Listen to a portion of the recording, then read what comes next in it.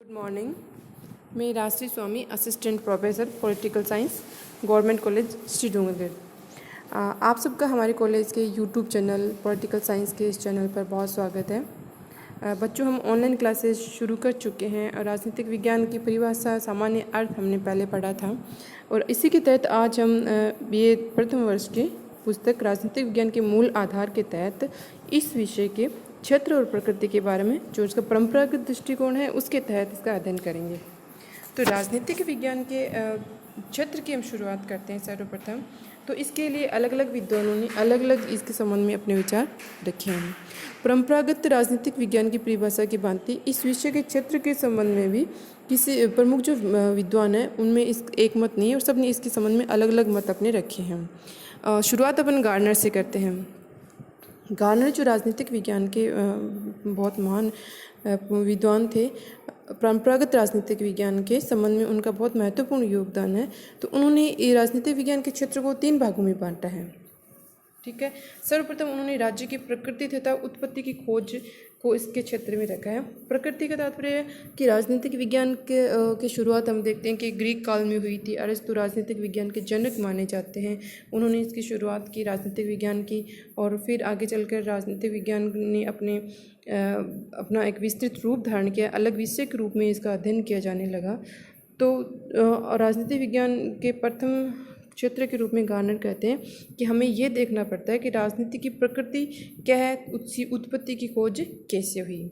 और दूसरा उन्होंने क्षेत्र के तहत माना है कि राजनीतिक जो संस्थाएं हैं उनका स्वरूप कैसा है, उनका इतिहास कैसे थे, किस तरह से उनका इतिहास रहा है तथा जो विभिन्न रूपों में उसका जो आविष्कार किया गया राजनीतिक विज्ञान का उसका अध्ययन हम करेंगे किया जाता है राजनीतिक विज्ञान के तहत।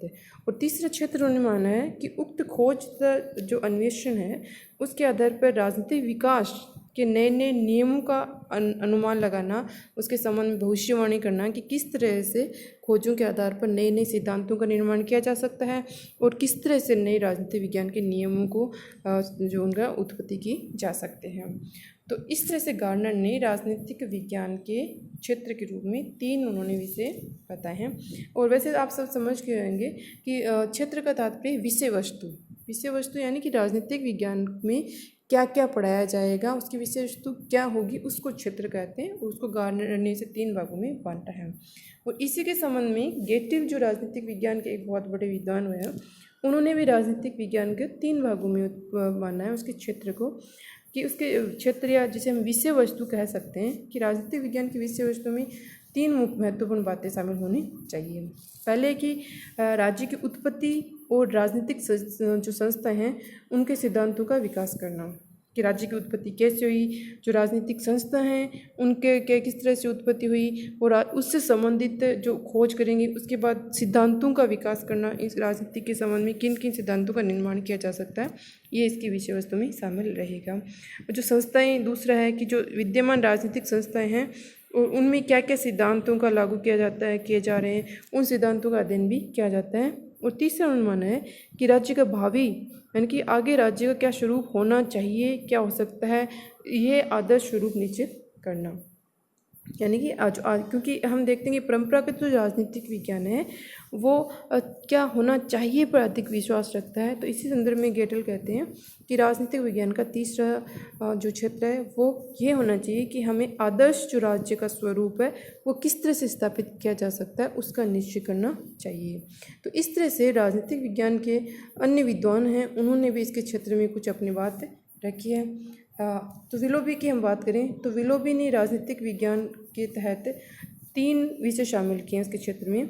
राज्य यानी कि राज्य का अध्ययन करना, और सरकार जो कार्यों क्रियान्वयन करती है कार्यों का जिसके माध्यम से संचालन किया जाता है राज्य के कार्यों का, तो वो सरकार। और तीसरा है कानून, ठीक है, जिसके माध्यम वो कानून जो राज्य की गतिविधियों के संचालन का केंद्र होता है वो कानून होता है। तो इस तरह से विलोबी ने राज्य के संचालन के लिए विषय वस्तु के रूप में राजनीतिक विज्ञान के 3 माने हैं क्षेत्र। एक तो राज्य, दूसरा उससे संबंधित सरकार और तीसरा कानून। ठीक है। आगे हम देखते हैं कि राजनीतिक विज्ञान के इसी संदर्भ में 1948 में संयुक्त राष्ट्र संघीय शैक्षणिक, वैज्ञानिक और सांस्कृतिक संगठन, जिसे कि हम संक्षेप में यूनेस्को कहते हैं, और आपने यूनेस्को का नाम भी सुना होगा। तो यूनेस्को का जो सम्मेलन हुआ था 1948 में, उन्होंने राजनीतिक विज्ञान के क्षेत्र में जो विषय शामिल किए थे, उनका यदि हम अध्ययन करें तो ये विषय निम्न है। पहला उन्होंने विषय माना था कि राजनीति के सिद्धांत, कि राजनीतिक विज्ञान में राजनीति के सिद्धांतों का अध्ययन किया जाता है, यानी कि जो राजनीतिक सिद्धांत क्या है, उनके राजनीतिक विचार क्या रहे हैं, इनका अध्ययन करना। दूसरा है राजनीतिक, यूनेस्को ने दूसरा क्षेत्र माना था राजनीतिक संस्थाएं। ये राजनीतिक संस्थाओं के तहत उन्होंने संविधान है, राष्ट्रीय सरकार, प्रादेशिक तथा जो स्थानीय शासन है उनका, और जो तुलनात्मक संस्थाएं हैं राजनीतिक विज्ञान की, उनका अध्ययन किया जाता है राजनीतिक संस्थाओं के तहत।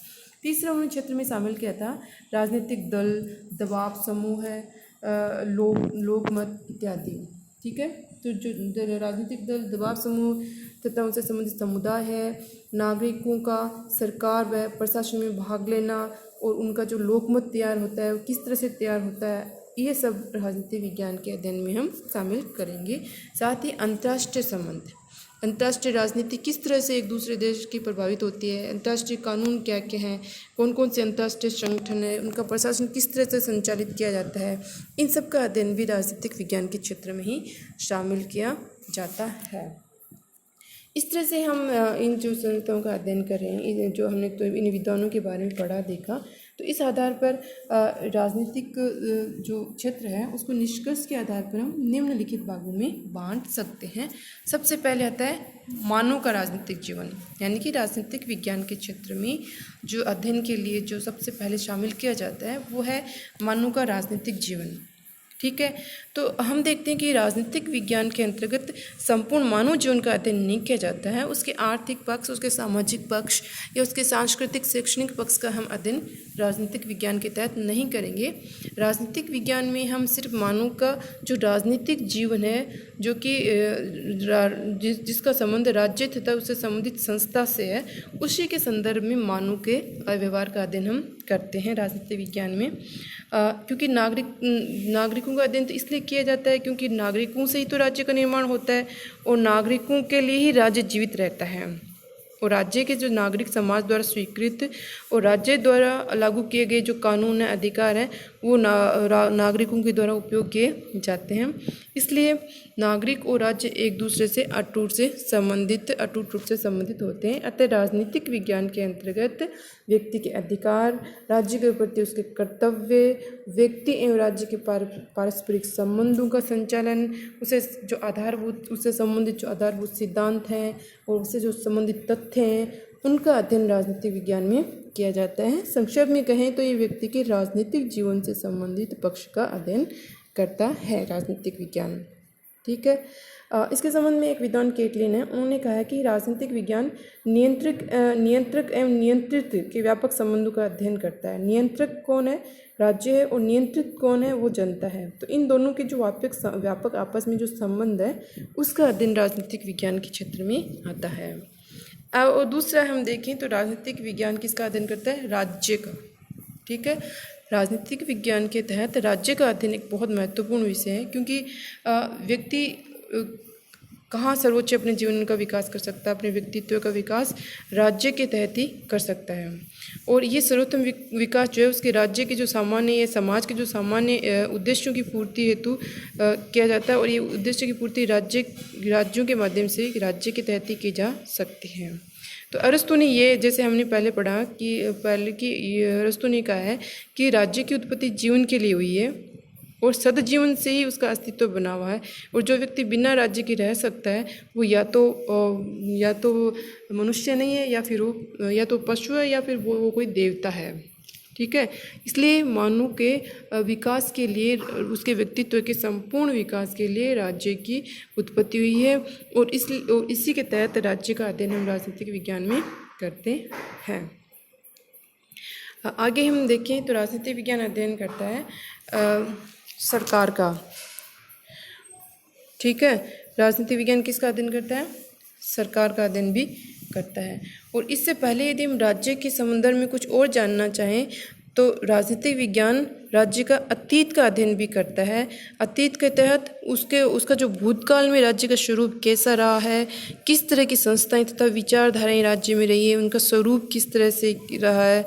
और साथ ही प्रारंभ में राज्य जो है वो परिवारों का एक समूह मात्र था, जो आगे चलकर कुलों में बदला, फिर जनपद में विकसित हुआ, फिर यूनान के नगर राज्य बने और फिर ये नगर राज्य आगे संगठित होकर संघ बने और फिर आज का जो वर्तमान राज्यों का स्वरूप है वो बनकर तैयार हुआ। तो राज्य के अतीत का अध्ययन करता है राजनीति विज्ञान, साथ ही राज्य के वर्तमान का अध्ययन भी करता है। वर्तमान में हम देखें तो राजनीतिक विज्ञान ऐतिहासिक विकास के पश्चात आज जिस स्वरूप में वो एक राष्ट्र के रूप में, ये राष्ट्रीय राज्य के रूप में इसका विकास हो चुका है। ठीक है, आज की स्थिति में राष्ट्रीय राज्य मनुष्य का सर्वोपरि व सर्वोच्च समुदाय है। किसी भी देश का कोई नागरिक है वो अपने आप को सर्वप्रथम अपने राज्य या अपने देश का नागरिक मानता है और उस देश के प्रति उसकी जो भावनाएं हैं वो विकसित हुई रहती हैं। तो राज्य के वर्तमान का अध्ययन करें तो राज्य के कार्यक्षेत्र के रूप में कार्यक्षेत्र के दो रूप आते हैं। एक तो राज्य का आंतरिक कार्यक्षेत्र और उसका दूसरा है बाह्य कार्यक्षेत्र। आंतरिक कार्यक्षेत्र में राज्य में जो समाज के तहत आंतरिक जो स्थिति है, देश में शांति और व्यवस्था की स्थापना करना, देशवासियों की जो उनकी उन्नति करना, चहुमुखी उन्नति करना, राष्ट्रीय स्थानीय स्वशासन का कार्य संचालन करना राज्य के आंतरिक कार्यक्षेत्र में आते हैं।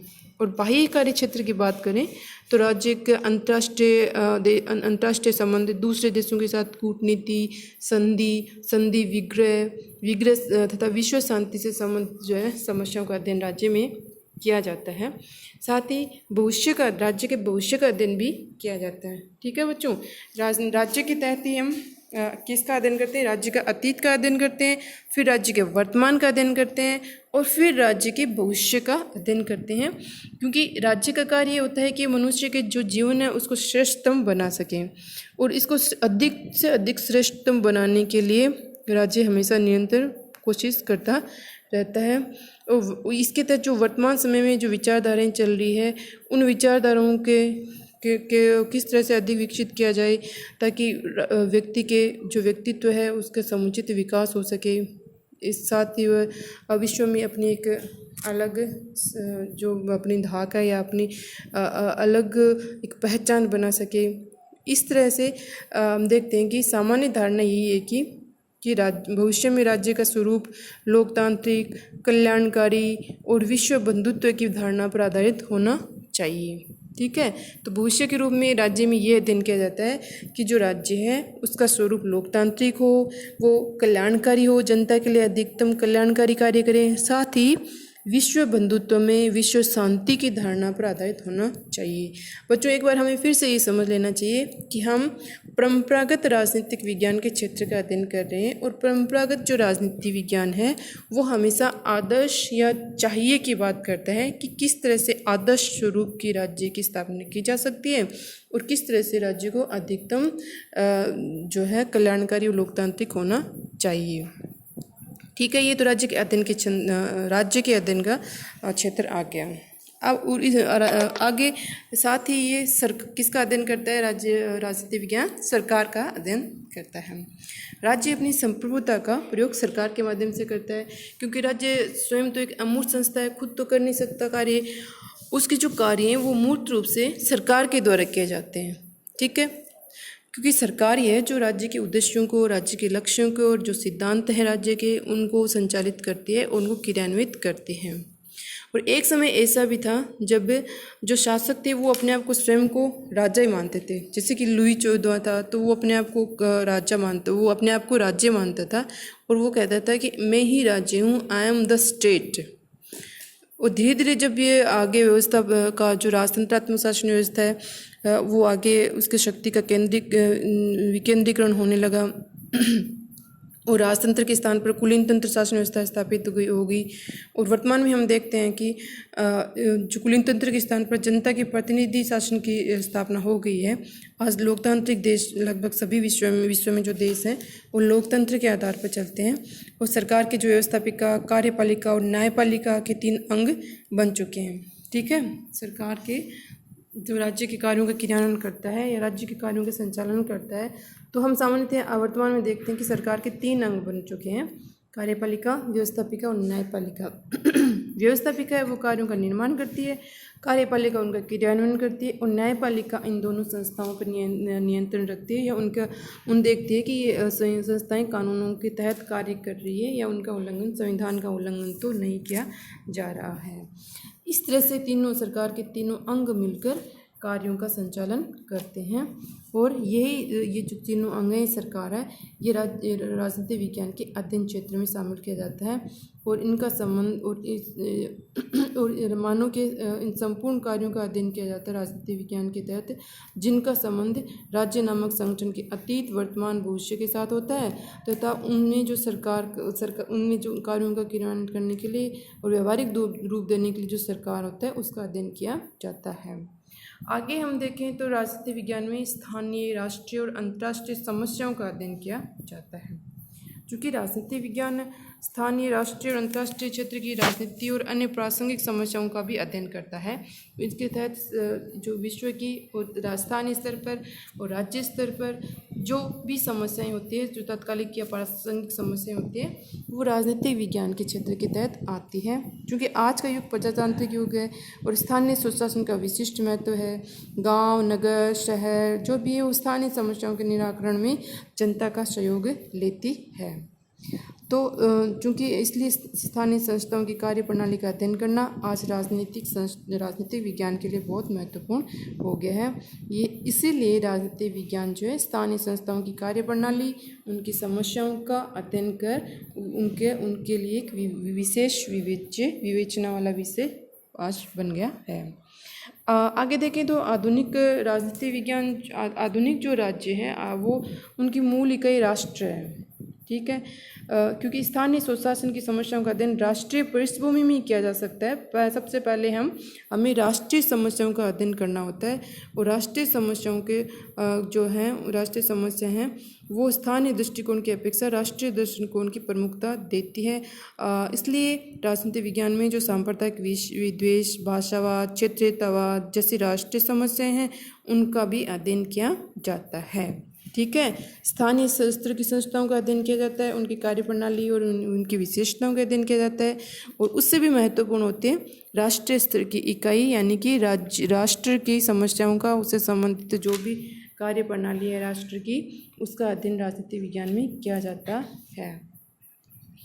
और आगे हम देखें तो राजनीतिक विज्ञान जो है ये अंतर्राष्ट्रीय जो महत्वपूर्ण अंतर्राष्ट्रीय संबंध है, अंतर्राष्ट्रीय समस्याएं हैं, उनका अध्ययन भी इसके क्षेत्र के तहत आता है।